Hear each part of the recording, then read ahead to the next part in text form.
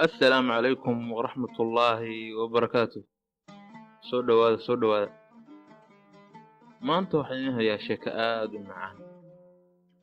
sheekadan waxay ka hadlaysaa calaf.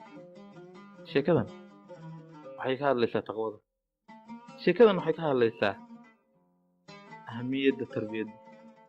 haddaba intaanan sheekada gelin fadlan subscribe garee channelka haddaa ku cusub tahay. aan wadna sheekadeena. sheekadan waxay dhacday qarnigii koobaad ee hijriga, waxayna ka dhacday magaalada Kuufa ee dalka Ciraaq. magaalada xilligaa waxaa joogay wiil dhalinyaro ah oo Ilaahay ka baqa, laakiin sabool ah.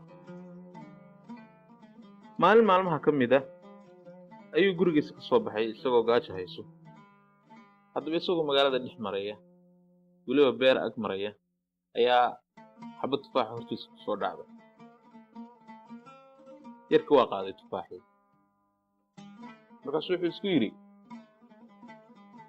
xabaddan tufaaxa cun, hadhowtana ninkii beerta lahaa icafi dheh oo u sheeg inay gaajo ku haytay. aduu ninkii waa raadiyey. markuu soo helay ayuu arrintii u sheegay, laakiin ninkii waa diiday inuu cafiyo. wuxuu yidhi, aakhiro kalarkan ku hayta.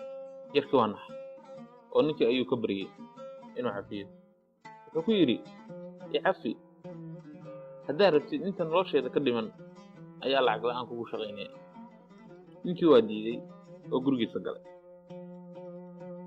aduu saacad ka bacdi ayaa ninku soo baxay. wuxuu arkay wiilkii oo weli gurigiisa hortiisa fadhiya oo ooyaya oo le icafi. markaasuu intuu u yimi wuxuu yidhi, waa ku cafinayaa, laakiin hal qodob soo gal, hal shardi soo gal. yarkii waa farxay oo yidhi, haye diyaar bano, wax walba ha ahaatee. wuxuu ku yidhi, shardigu waxaa weeye inaad gabadhayda guursatid, anaana meherka qaba. laakiin gabadhaydu waa curyaan, waa dhagool, waa indhoolad, waa afgarooc. yarkii ayaa intuu naxay oo qaboobay, laakiin wuxuu ogaa yarku inay tahay adduunyadani mid aan lagu waarin, aakhirana tii xaqa ahayd ay tahay. waa ogolaaday. wuxuu yidhi, haye sheeg xilliga aroos ku dhacayo. adigu maalintii arooska ayaa wiilkii isagoo cagajiidaya meeshii yimi. kadib markii meherku dhacay ayaa odaygu wuxuu ku yidhi, orod u gal oridaada, qolkaa waata ku jirtee. yarkii markuu qol kastaa u galay ayuu wuxuu la kulmay gabar halkaa fadhida oo qurux badan. u malaynaysa dowralciin. markaas intay soo kacday waxay tidhi, soo dhowaa arooskaygiiyo. yarkii waa yaal oo ashqaraaray oo fajah. markaas intay saa u fiirisay ayay tiri, waa dareemayaa inaan yaaban tahay, laakiin aan kuu sheego waxa dhacay. waxaa lagu yidhi, waa curyaan.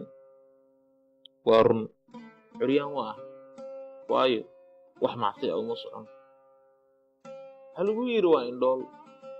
waa run, waana wax macsi ah indhahay kuma arkin. waxaa lagu yidhi, waa dhagoolad. waa run, waa ah, wax macsi ah ma maqal. waxaa lagu yidhi, waa afgarooc. waa run, wax macsi ah afkayga kagama dhawaaqin.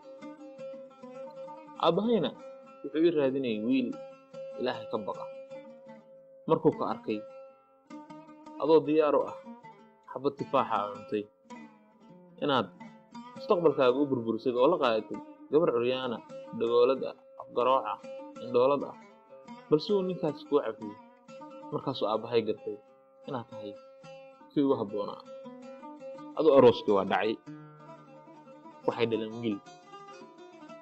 wiilkii waxay u bixiyeen nucmaan diinta islaamka ayay ku soo koriyeen ilaa uu noqday wiilku 4 madhab oo islaamka kii ugu horreeyey ninka asaasay madhabkaasoo ah alxanafiya bal ka waran waxaa ciyaalkaaga ku tarbiyadaysa ayaa ka maray dhalintaa wabilaahi tawfiiq fadlan lay gareeya sheer gareeya haddaad ka heshay